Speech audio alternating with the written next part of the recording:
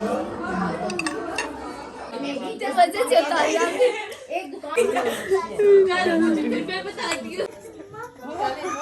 अस्सलाम वालेकुम everyone, hope you all are doing well. अल्हम्दुलिल्लाह आई एम ऑल्सो फाइन। ये है जी मेरी प्यारी सी इशू, आप सब तो जानते ही होंगे। और रात मेरा बहुत एक्टिव हो जाती है, मतलब हंसना खेलना सारा दिन ही ऐसी होती है। लेकिन जाहिर सी बात है दिन में मैं फ्री नहीं होती और रात में बिल्कुल फ्री होती हूँ। तो फिर इशू साहिबा को मस्तियाँ सूझ रही होती हैं, हंसती है खेलती है। और पहले तो शूट्स में भी हंसती रहती थी, लेकिन आजकल ना बस थोड़ा सा ना एटीट्यूड दिखाती है।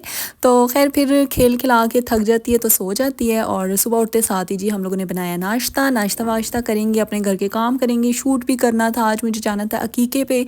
तो बहुत सारे काम थे मुझे और सब के सब निपटाने थे। मुश्किल लग रहा था लेकिन करने तो सारे थे।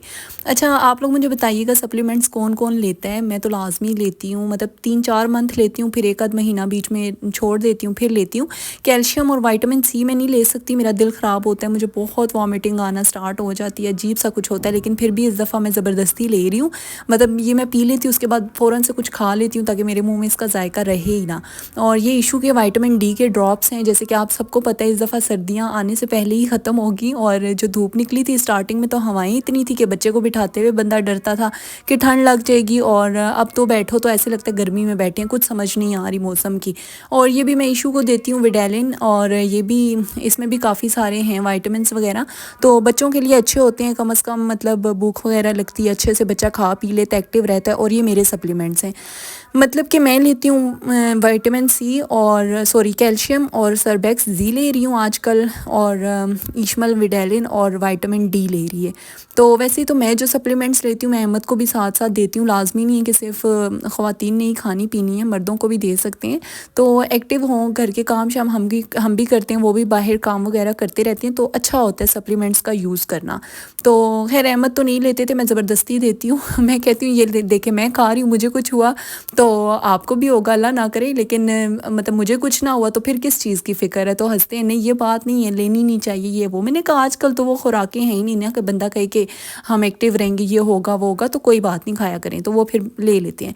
तो यहाँ पे जी फिर मेरे घर के काम पड़े थे, इशमल साहिबा मेरे साथ चिपक के बैठी हुई थी। अब मैं घर के काम करती रेडी होती, क्या क्या करती यार। तो मैंने कहा जाओ जी आप तो चीजियाँ शीजियाँ लेने जाओ ना, मैं सुकून से पीछे काम कर लूँ बस। फिर मैंने जल्दी जल्दी से जितने बर्तन थे, मैंने सुबह के नहीं धोए थे और यहाँ शाम हो चुकी थी, मैंने सारे बर्तन वगैरह वॉश किए। अच्छा मैं ना पहले काउंटर बिल्कुल क्लीन कर लेती हूँ ताकि जैसे ही काउंटर क्लीन होगा फिर मुझे तसल्ली रहती, किचन साफ़ है, बेशक सिंक में पड़े हुए हों बर्तन।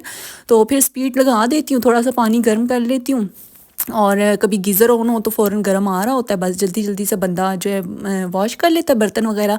और इसके बाद जो बाकी काम, अच्छा बर्तन रह जाते ना तो कोई मसला नहीं था, लेकिन फिर मैंने कहा वापस आऊँगी या सुबह किचन देखूँगी मेरा दिल नहीं करेगा, तो इससे बेहतर है बर्तन धो के ही जाती हूँ। कीके पे जाना है, इसके बाद रेडी भी होना है। अब यहाँ पे इशमल साहिबा खान थी सलांटी, तो मैंने कहा चलो थोड़ा पास बैठ जाती हूँ और इशू से मांग लेती हूँ। इशमल साहिबा देती हैं तब जब अपनी टीडी फुल हो जाती है अपना टमी फुल हो ना फिर देती है। ऐसे मांगते रहो तो हथेली तक ले आती है, दे देती है, लेकिन एकदम से वापस लेके अपने मुंह में डाल देती है।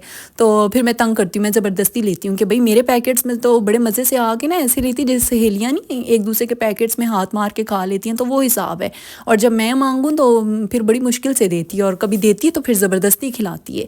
तो अब मैंने जल्दी जल्दी से अपने कपड़े प्रेस कर लिए थे और यहाँ मैं इशू के निकाल रही थी। इशमल को मैंने ब्लैक में पहनाना था, लेकिन वो जैकेट थोड़ी बड़ी लग रही थी, और मुझे ना बच्चों पे बिल्कुल परफेक्ट साइज़ अच्छा लगता है, बड़े बड़े मुझे अच्छे नहीं लगते, ऐसे मतलब अजीब बंदा लग रहा होता है लल्लू पंजू सा मतलब खुले डुले कपड़े यार ठीक है, एक बैगी स्टाइल डिफरेंट होता है, लेकिन एक बच्चा 1 साल का 1.5 साल का उसे हम 4-5 साल के कपड़े पहना दें बड़ा बुरा मुझे लगता है, तो मैं फिर अवॉइड ही करती हूँ। तो ब्लैक जैकेट थोड़े साइज़ में बड़ी थी, मैंने कहा चलो ये ब्लू पहना लेती हूँ, ये बिल्कुल परफेक्ट साइज़ था। तो यहाँ पे जी अब मेरे अपने भी प्रेस हो चुके थे, मैंने सोचा चले आप लोगों को दिखा देती हूँ। आज मैं ये शर्ट वेयर करने लगी थी, साथ में इसके प्लेन ट्राउज़र था और ऊपर मैं जैकेट वेयर करूँगी। जैकेट का तो वो हाल हुआ है ना, यकीन माने अभी तक मैं उसी गम में हूँ। मतलब मैंने तकरीबन 15 मिनट जो जैकेट में गुजारे हैं, उसके बाद से वो जैकेट का लेदर सारा उतरना शुरू हो गया, फ्रंट से, बैक से, बाजुओं से। मैं तो वहीं देख के शॉक्ड हो गई कि अभी तो मुझे वेयर किए हुए 15 से 20 मिनट हुए हैं, अभी इसका ये हाल हो गया। लेकिन खैर अब मैं वहाँ उतार तो तो नहीं सकती थी ना, मतलब मामू के घर थी, सारे गेस्ट वगैरह भी थे, तो फिर मैंने पहनी रखी, लेकिन मुझे बड़ा दुख था उसका। फिर अब मैं जल्दी से पहले खुद रेडी होंगी, खुद रेडी सिंस में कह रही हूँ कि अपने बाल स्ट्रेट कर लूँगी, इसी तरह से फेस वॉश कर लिया और मेकअप वगैरह जितना करना है वो कर लिया। इतना मैं रेडी हो जाती हूँ, अपनी सारी चीज़ें सामने रख लेती हूँ और इसके बाद फिर मैं ना ईशू को रेडी कर लेती हूँ। खुद मैं ड्रेस चेंज नहीं करती, वो इस वजह से कि फिर जब मैं ईशू को रेडी करूँगी, ऊपर नीचे बंदा हो रहा होता है, तो वो सारी प्रेस ना ख़राब हो जाती है। तो मैं क्या करती हूँ, मेकअप वगैरह कर लेती हूँ, बाल वगैरह बना लेती हूँ, उसके बाद मैं ईशू को फुल प्रॉपर रेडी करके उसके बाद अपना ड्रेस चेंज करती हूँ और फ़ौरन निकल जाती हूँ। तो यहाँ भी मैंने यही किया और जैसे ही हम लोग रेडी शेडी हो गए, बैग शैग कि मैंने ईशू का पैक कर लिया था। एक मैं बैग रखती हूँ, उसमें लाजमी ना इश्मल के 2 से 3 ड्रेसेस रख लेती हूँ एक्स्ट्रा, और थोड़े टाइम के लिए जाना है तो फिर एक ड्रेस रख लेती हूँ। जैसे कि आज अभी हमने 1.5-2 घंटे के लिए जाना था तो एक एक्स्ट्रा ड्रेस रख लिया था, और अगर पूरे दिन के लिए जाना हो तो 3 ड्रेसेस तो लाजमी रखती हूँ मैं। साथ में एक्स्ट्रा हाई नेक टाइट्स और पैम्पर वाइप्स और दूध वगैरह, ये सारी चीज़ें ना मैं लाजमी रख लेती हूँ, ताकि फिर बच्चा रोता है इस तरह उस हिसाब से। तो यहाँ पे जी हम लोग बैठे हुए थे और ये मेरी कज़न की के पाँव पे फ्रैक्चर था, तो हम लोग मजाक उसका उड़ा रहे थे। हमने पिन्स वगैरह लगा ली और रिंग वगैरह पहना दी कि चलो भाई ये बेचारा काफ़ी देर से ऐसे दुल्हनों की तरह पाँव पड़ा हुआ है, तो इसे थोड़ा रेडी कर लेते हैं। यहाँ पे ईशू अपने बाबा को कॉल मिला रही थी मेरे छोटू से पर्स से। इश्मल तो जहाँ मेरे ये 2 छोटू से पर्स है देख ले तो छोड़ती ही नहीं है ना, हर जगह पकड़ के बैठ जाती। तो यहाँ अपने बाबा को कॉल मिला रही थी, तो हम लोग हंस रहे थे कि कॉल मोबाइल है नहीं और कॉल मिल रही है। और इसके बाद हम लोगों ने खाना शाना खाया, बहुत गपशप लगाई, बातें की, हंसी मजाक सारा कुछ चल रहा था। वहीं पे इश्मल साहिबा ने शोर डाला हुआ था, सारे बच्चे चल रहे थे, खेल कूद रहे थे। तो इश्मल कह रही थी मुझे भी चलाओ, मैंने भी जाना है खेलना है। अब इश्मल साहिबा चल सकती नहीं है, लेकिन इन्होंने चलना है, तो फिर क्या करती भाई, फिर मैं इसी तरह से हाथ पकड़ पकड़ के चला रही थी, बार बार गिरती थी फिर उठाती थी।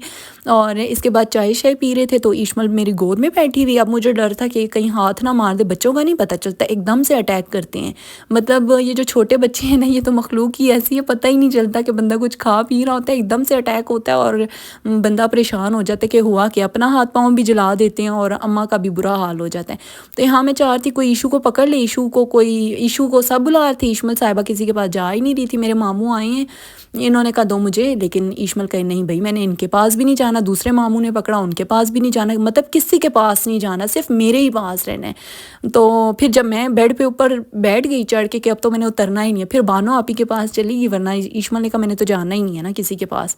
फिर मैंने आराम से चाय पी, और चाय पीने के बाद जी हम लोग, आपको पता है औरतें माशाल्लाह से गप्पे मारते मारते गेट पे भी अच्छा खासा टाइम लगाती हैं। 2 बार हम निकले हैं घर से फिर वापस तो खैर इसके बाद घर की तरफ आ रहे थे, तो दिल कर रहा था तहजीब से ले लेते हैं आइसक्रीम शेक और साथ में ये पनीनी जो सैंडविच ही होता है, ग्रिल सैंडविच, तो साथ में फिर ये ले लिया। और ये वहीं पे ना सैलेड सा कोई इस तरह से डिस्ट्रीब्यूट कर रहे थे, तो मैंने ये भी पिक कर लिया। अहमद मुझे कह रहे थे यार ये क्या बुरी बात है, मैंने कहा क्यों बुरी बात है, खाने के लिए दे रहे हैं भाई ले लेती हूँ। बस इसके बाद चाय बनाऊंगी, खाऊंगी, पीऊंगी और सो जाऊंगी। यहीं तक था आज का मेरा व्लॉग। पसंद आए तो लाइक शेयर सब्सक्राइब कर दीजिएगा। इंशाल्लाह मिलूंगी नेक्स्ट व्लॉग में। अपना बहुत सारा ख्याल रखिएगा और मुझे दुआओं में याद रखिएगा। अल्लाह हाफिज़, फी अमानुल्लाह।